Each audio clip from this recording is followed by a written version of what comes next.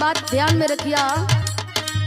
सोना के कदर सोना रह जाने तोहरा के का मालूम, परख न पवल हमरा के आज बनल मासूम।